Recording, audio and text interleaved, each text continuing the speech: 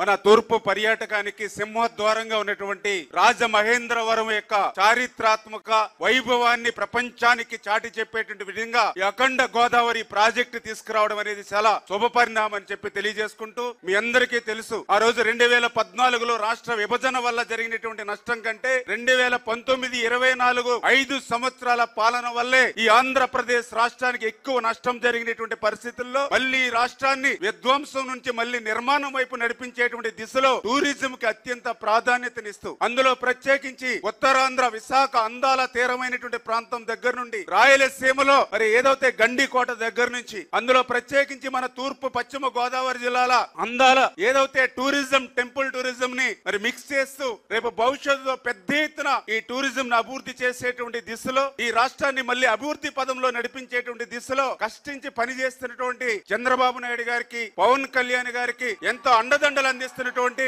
మన ప్రియతమ ప్రధాని నరేంద్ర మోడీ గారికి కూడా ఈ సందర్భంగా కృతజ్ఞతలు తెలియజేసుకుంటూ సెలవు తీసుకుంటున్నాం. Thank you.